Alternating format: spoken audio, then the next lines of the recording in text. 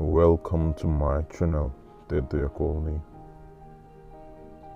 Like and subscribe.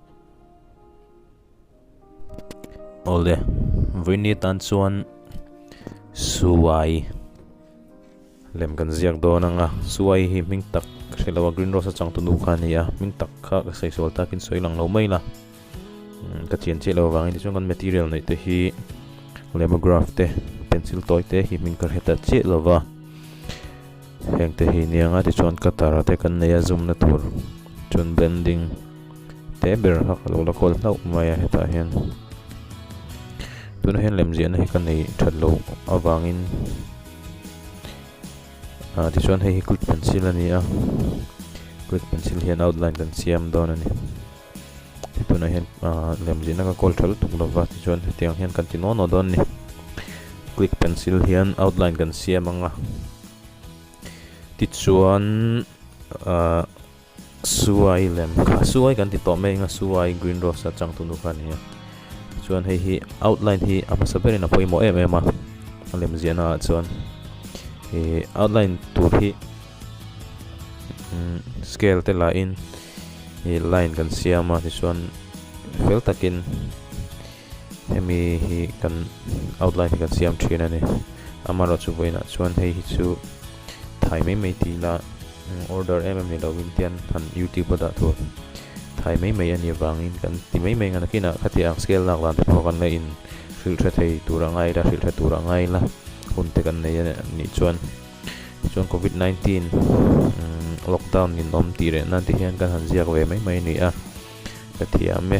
ti na lam ni lovin hei hi keima mata na masona turatan ka kut chol lawa om nan te pon yang chu ha kan ti a ti hian kan han ti chho ve bek ani chuan outline hi poimo em a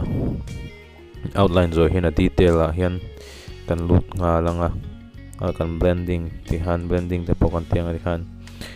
a tone pack te khatiang zong kha in step by step hian ti lan ve kan tum don ni lekin zela po lemzia dan kalmang lemzia tuimi te pokan om takin khatiang atan khan tutorial te pon yang chu ti chozel kan tum don nia lemzia dan ol sam dan te leng tiang in nge pencil ken tur tiang in nge scale lak tur tiang khan kan en chozel don nia kan zir chozel don nia kha lemzia chuan a poimo em a scale enge figure ang chi portrait ate figure ang chi ate po hian a poimo em a scale lak hi chuan in hemi bi ka hi chuan kan ngai poimo lo hetian kan thai thok ka ti chuan blending hian kan blend anga kan ti thok anga ti chuan heng hi enge realistic drawing realistic painting an tiang chi khani lova pencil pan realistic painting hi moi thai em ya tiang tan ka chuan darkar fe hun hi du ve wangin voinia chuan kan ti man lo tura ngai tai la ti chuanin hemi hi chu sketch mo stroke an tiang chi te po han yang chu a tiang ha a technical takin engma ka hrelowa lemziak ve mai kani wang khan ti khan ngon ti chho venga amaro chu ke aya level hiam tia khan hanin musinal le lovin nge tong kam chapo ni lo sela ke aya la lut thuk lo tam tak te pon om the hang mi tan khan he ang ziak lai mu hi apoi mo em a lem zian a hian ma min ti son ke ma bi ka po chu wang chuan ka zia lai zong ti hian avai ang chuan ari don tu ka wangin en tu te tan ani nom a lo oma ti hian time lapse in kan la a heti chung hian minute som le second something aza tak ka reto lo chu tiang wel chu ni a ti chuan hemi video ringot hi an in om lo oma ti hian voice dubbing te kan ti a tiang chuan kan lo tong chho char don ni hemi zia chung hian ti chuan painting hi kalu chilna la rei lova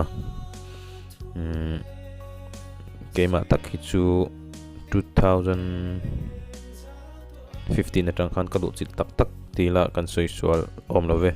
amaro chu painting hi katte te tanga katui na ani wangin katui emema drawing class ti te school a te khatia anga om khachuan nge kan ziak pop kan ziak nat ve thei ani mi te pon min zia tir ve phone ni ka classmate te pon ma khatia ang khan e keima chu drawing a henga tui amaro chu han lu chil tak na khatia han ti na hi chu kan nei na chu la rei lo 2015 chau kha ani chu ti chuan chung ang khatui chho tan dan chu han soi ve mai tai la Facebook hi 2011 kum top khan account hi ka siama ta chuan Facebook account han nei ta chu ti han kan en kuala mizo lem ziak ti hi a group ming che ka to lo group khan lo create an lo siama kata han ka entry na an ziak moi thei kha ka ti khop maya mizo zia chuan awan mak ve ting en ti le ti kha karilwa omta ti khan aziak tu de ha private ten ka va be a enge private te ni lo pon comment na lama de po han de hang ka va zo trina ti chuan khang tiang kha min lo shilta azia na big pencil te hi omani ti kha ka hringai lo rang pencil pa ngai apsara pencil ang chi mo ka tiang hang ka ziak trina ni chuan heng khang te kha kan hre chawa ti khan stationery dora han kan lei chho ve a ti chuan aya thachi tiang te ha ti khan kan mail thread chho zela tian artist sang kan han mail thread chawa ti chuan aizol art gallery te po so ti son ti hang kan mail thread chawa an sar roda ten son ti son kan han mail thread chawa chuan putran pui te po ti khan kan mail thread chho zela chuan thuk zokin ti han art lama hian kan in sorbing an lemzia lama hian ti chuanin khatiang te kha ani a mase tu na hen ka ziak tam lova ka ziak thalei thei lova thalei thei lo tia na wang ten kan ziak thaman lova amaro chu na big order thil ang chi kha chu kan ziak thawa tiang anga chuan kut chu chol du tok big lova ti hian lemzia big hi kan ti chho zelanga ti hian mi te tana mal somna ni tang mi alin tutorial ang reng de utepon kan han tia kan hriat ang chin ma se technical thakin kan hre lawa kan hre thui lo kan ti to kha azir lo kan ni na hi lang trina ti khan basic takin kan hre lova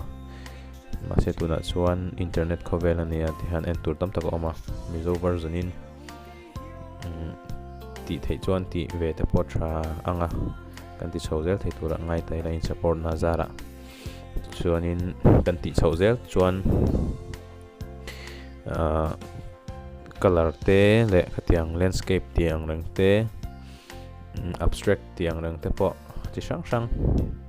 kha kan ti chho tura ngai la portrait big te po color a te po kan tianga acrylic oil khatiang zong i material sang enge medium sang ang khan kan ti chho tura ngai tai la chuan hun le tha te angai awangin tun hun ol hi kan chu atuna hi big hian nakina chuan hun ol hi kan nei thenge moti chu a hriat lova amara chu ti chho theizel tura ngai la hun ol nei anga khan kan ti tiang hi kan ti to ta sa ni chong kan ti theizel tura ngai la ti chuan tiang hian kan han ziak chho ve a tuna phena anglu tok long lova an lu tok kha kan tumber ani lova zia dan kal phung an te khani chong cartoon te po hi kan ti chho zelanga cartoon mishing cartoon ama mel ang thosi cartoon de ya chuang chi te po khan ti kan tumanga khatianga khan ama an na te kha zia fu kha apoimo a khatiang kha apoimo bera chon zia tam kha apoimo ma chuwang chon zia tam kan tumanga chuan khatiang kha work hard mo zia tam kha poimo berani engkim thil tu chuan taimak na tang khan engkim kha om vegani chuwang chuan taima takin lem kha kan ziak mi kan ni chuan tui mi kan ni chuan kan zia khan mason na ke man yom don ani ti sia ila chuan ka zia to ho te kha han ta hian han tilang chho ve me la hemi a video hi hei